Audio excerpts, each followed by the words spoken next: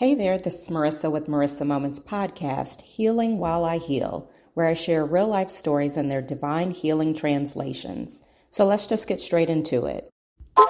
So growing up, I lived in an area that would be considered pretty rough, right? Now, anytime to illustrate that point, anytime I tell someone to this day,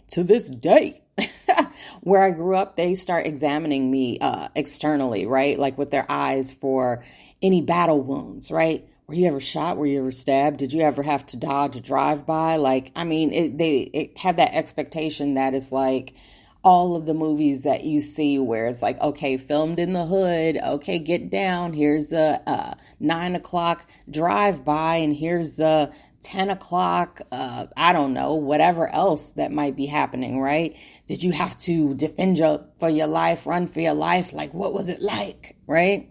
Anyway, I digress. The reason I'm mentioning that is because it did definitely have an impact on me, right? I grew up feeling very defensive because what I recognize now as an adult is that sure, I had a core bubble that was around me, but at the same time, that bubble that was on the outside, because the way I view our associations, our friendships, our relationships, our family, all of those different things we're in the center, and then we have different layers to our bubbles outside of us, right?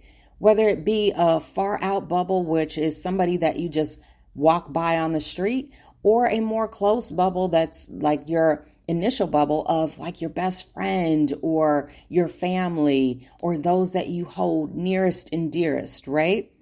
So anyway, with that explained, the way that I look back and see is that outside of that initial bubble, I definitely had a lot of shady characters around me, right?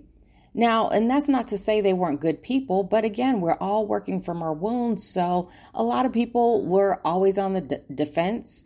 And then you had maybe some bullies who were on the offense because of whatever circumstances and whatever wounds they were working from, right? So anyway, with that said, I grew up feeling like most people were against me. Most people. I felt like most people had some sort of shady comment about me, or even if they were giving me a compliment, it was like masked through hatred, right? Or jealousy or whatever it is. I felt like people weren't in my life for the long haul. I felt like, I basically let go of anyone who entered my life as they entered it because I was like, they're going to be gone anyway, right? Nice little chip on my shoulder. Defensive mechanisms, you name it, I got it, right? It's this a one-stop shop, right, for defense mechanisms. Anywho, what I received behind that is that I carried that for so long as a means of survival, and I'm not knocking it, right? Because we have to do what we have to do, essentially, in order to get to the place and space where we are now. But we also have to be mindful enough and aware enough, which means the same thing, to recognize when that no longer serves us, right?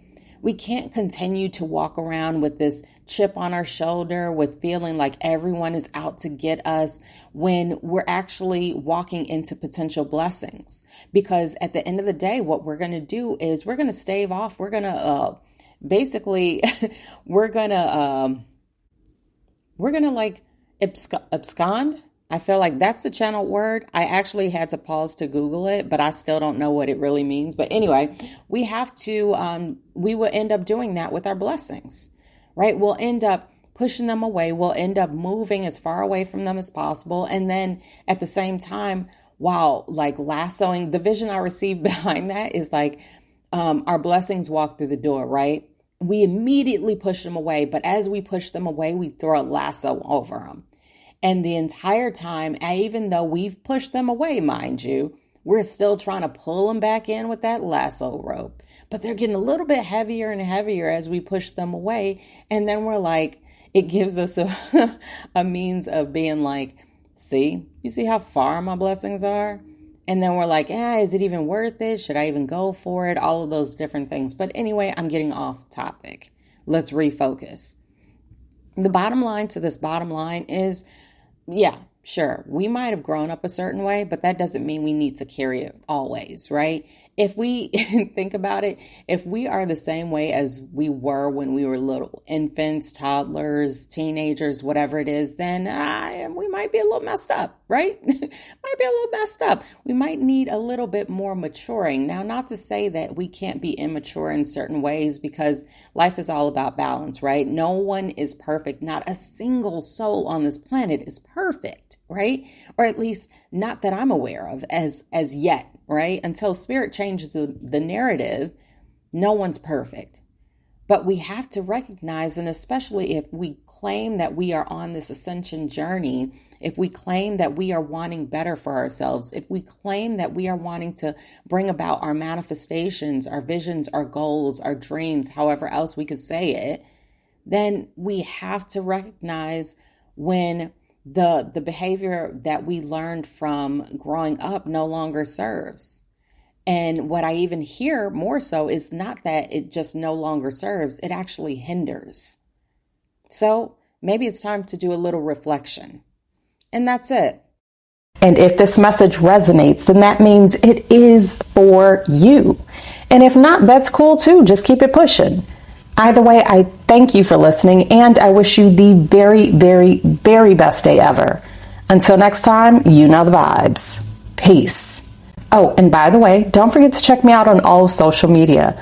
I'm basically everywhere you probably shouldn't be. But when you look me up, just remember it is Marisa Moments, and that is Marisa with one S, because there is only one me. So until next time, happy healing.